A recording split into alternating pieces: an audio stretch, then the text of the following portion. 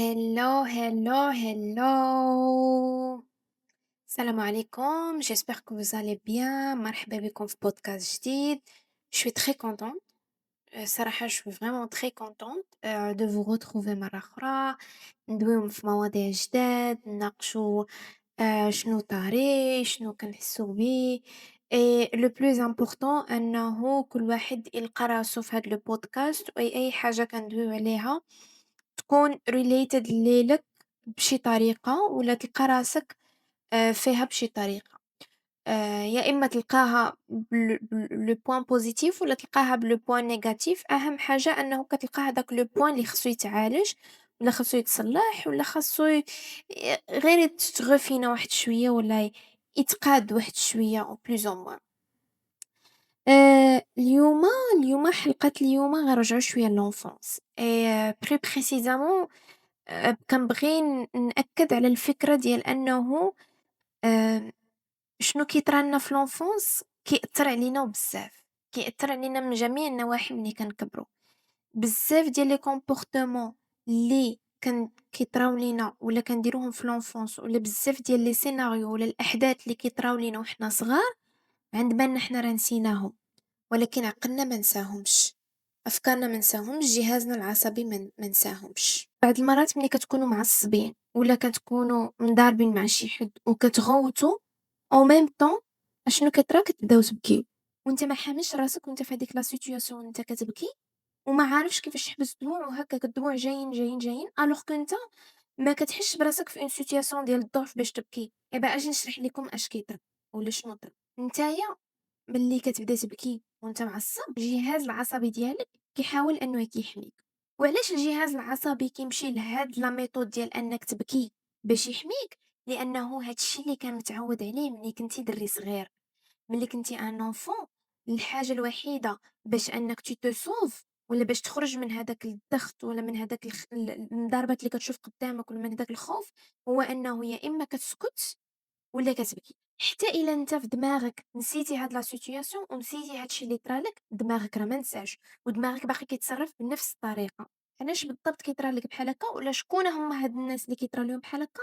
هما هادوك الناس اللي عاشوا واحد الفترة في حياتهم كيشوفوا بزاف د المضاربات قدامهم، مثلًا لي بارون ديالهم كانوا كيضربوا بزاف وهما باقيين صغار، ولا كيشوفوا العنف ولا كيشوفوا une action qui est physique اللي ما زويناش، اللي كتخلي هاد الطفل كيغياجي بواحد الطريقة باش يحمي راسو، يقدر يكون هداك الشخص اللي قدامك كدابز معاه غير محفز لهاد لي زيموسيون اللي كيخرجوا ولا هاد البكا اللي كتبكي، مي دماغك كان كيتفكر جرح قديم وكيتفكر شي دي سيتوياسيون قدام هما اللي خلاوه أنه يبكي. علاش أنت كإنسان ولا علاش أنت كطفل كنتي كتختار البكا كوسيلة؟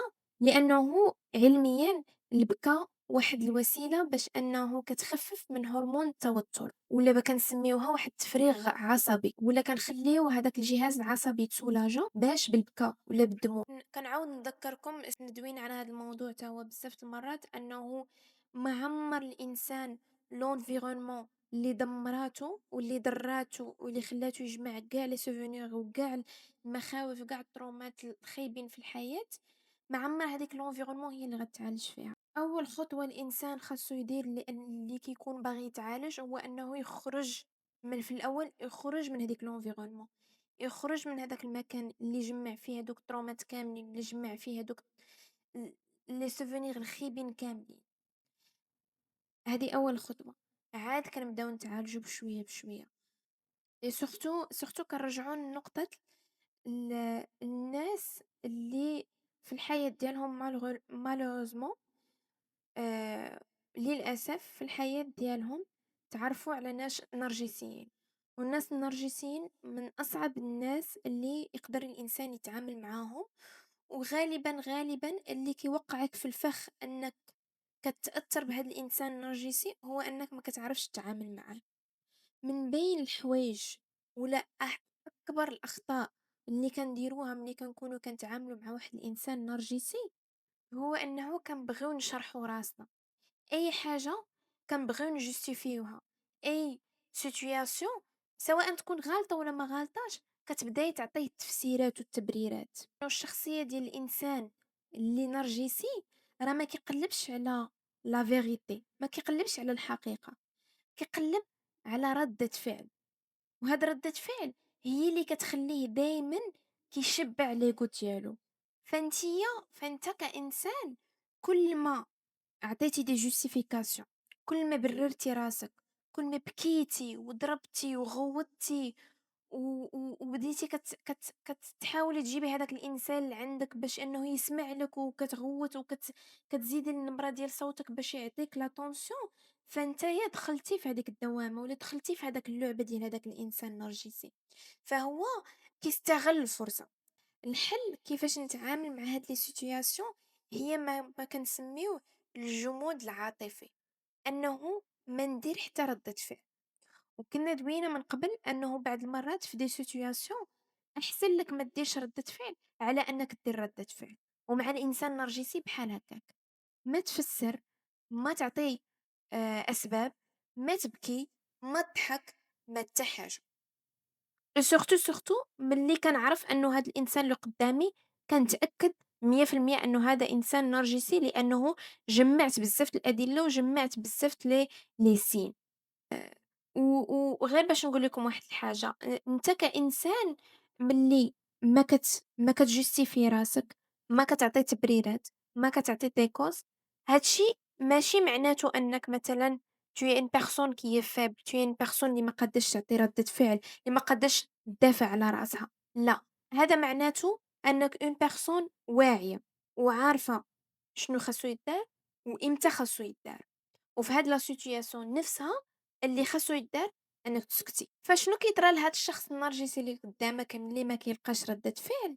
أنه كيفقد السيطرة، فكيبدا كيدخل في لا سيتوياسيون ديال أنه ضحية. فكاع هادوك التبريرات وكاع هادوك الأفعال اللي كان كيتسناهم منك أنك ديريهم، كيبدا هو يديرهم. علاش كيدير هادوك لي سيتوياسيون ولا علاش كيبدا يدير هادوك ردة فعل؟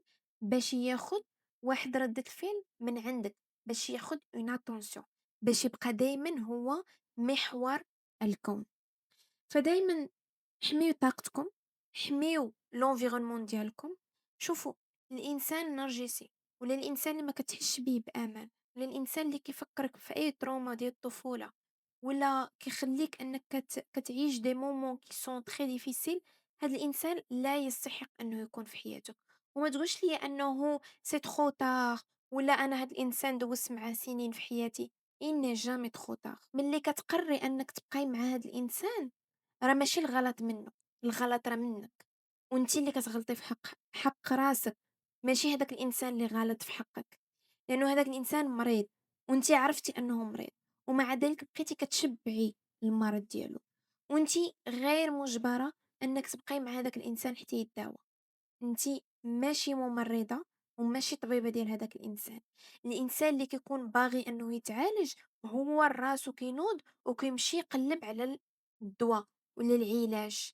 ما عمرك ما غتكوني الإنسان اللي غتعالجي إنسان آخر. أنا ملي كنكون عارفة راسي أنني خاصني نداوى من شي حاجة، أنا كنوض نقلّب على الدوا، ما كنتسناش الناس يجيو يجروني باش نمشي نداوى ولا باش نلقى الحل للمشكلة ديالي. فانسحبوا، انسحبوا من هاد العلاقات اللي كيخليوكم دايما راجعين للور باللور، وما تبقاوش تحطوا اللوم على الشخص الاخر، اللوم عليكم نتوما الا ما خرجتوش من هاد العلاقة والا ما كونتوش حياتكم من جديد. شوفوا، راه اني جامي تخوطا، سواء يكون عمرك 40 عام، 50 عام، 60 عام، يلا فقتي ويلا عرفتي انك في واحد لا غولاسيون اللي كدمراتك نفسيا، il n'est jamais trop tard. واخا يكون باقي لك تعيش في عمرك غير عامين و3 سنين، اللهم تعيش هاديك عامين و3 سنين من حياتك وانت كتحس بالسعادة وكتحس بهداك لو سونتيمون اللي 40 عام وانت كتسنى يجي، ولا انه ما عمرك ما تحس بداك الاحساس وانك تمشي من هاد الدنيا وما عمرك ما عشتيتا moments اللي زوين.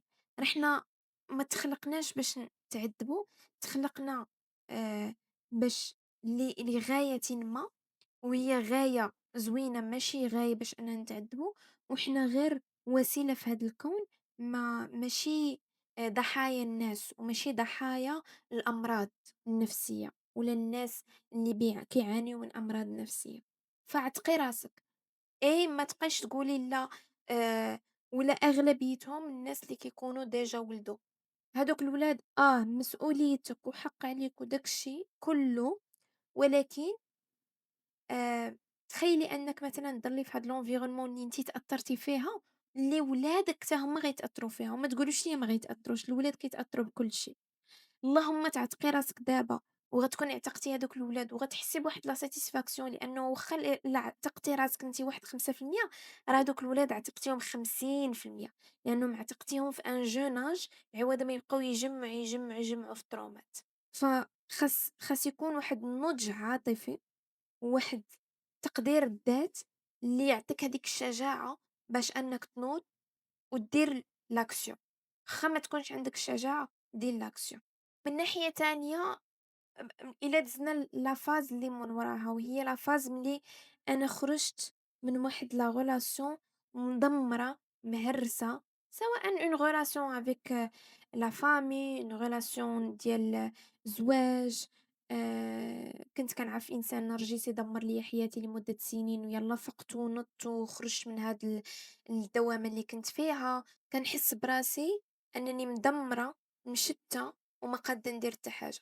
بغيت غير نقول لكم شوفوا، أي حاجة كدوز على الدماغ ما كتنساش بسهولة، داكشي علاش الإنسان كينوض يدير دي ثيرابي، ما كنديروش لي ثيرابي باش ننساو، كنديرو لي ثيرابي باش نتعايشو مع هادوك لي تروما، وملي نبداو نعاودوهم ولا نتفكروهم يكونوا دي سيتوياسيون اللي عاديين دازو في حياتنا، ماشي كل مرة نتفكر هاديك التروما ولا نتفكر هداك السوفونيغ اللي خايب نبدا نبكي، ندخل في واحد لاطاك دو بانيك، بزاف د الحوايج.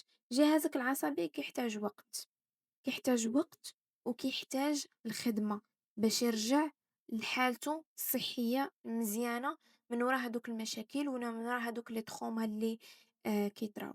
من أهم الحوايج اللي تقدري ديري لجهازك العصبي باش أنه يرجع لصحته، أولًا الرياضة، ما تقولوش ليا كاينة شي حاجة من غير الرياضة اللي غتخلي نفسيتك ولا جهازك العصبي يرجع لصحته.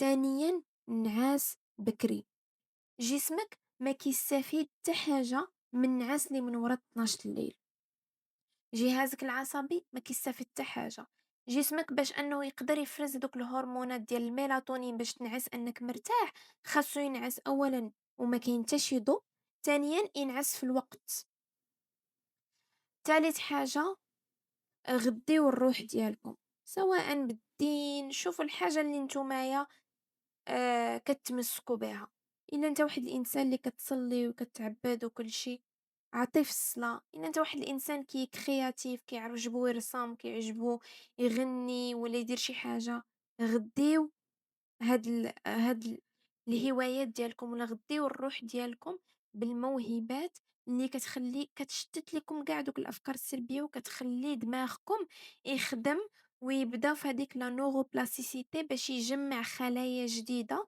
اللي هي خلايا كلها صحية وإيجابية. أي حاجة عندها حل، ولكن عرفتي إمتى كيكون عندها الحل؟ ملي نتا كإنسان كتنوض وكتقلب على الحل، ما عمر الحل ما غيجي عندك، انت اللي كتنوض تقلب على الحل. إلا بقيتي جالسة وكتسناي الوحي يطيح عليك من الفوق راه ما عمر الوحي ما يطيح عليك، إلا بقيتي جالسة ونتيا شادة صخرة ديال الخوف ولايحاها من فوق منك، ما عمر هاديك الصخرة ما غتحيد راسها، انتِ اللي خاصك تبداي تحركي باش هاديك الصخرة تحيد من فوق ضهرك.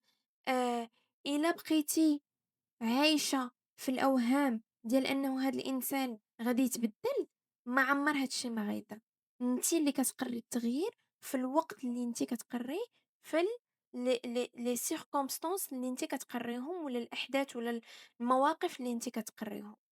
ما تبقاوش تحطوا اللوم على وحيتاش داروا ليا ولا حيتاش فعلوا ليا ولا حيتاش طفولتي كانت دازت خايبة، صافي داكشي اللي داز، حنا فين دابا؟ اش كنديروا دابا؟ شنو درتي دابا باش تصلحي راسك؟ شنو درتي دابا باش تقادي راسك؟ خرجوا من هذاك اللوم، عوض ما تلوموا الناس وما تلوموش حتى راسكم، نوضوا. الوقت اللي غتضيعيه انك تلوم انسان ولا كتلوم راسك دير فيه واحد الحاجة جديدة، دير فيه واحد الحاجة اللي غتعاونك انك تزيد لقدام.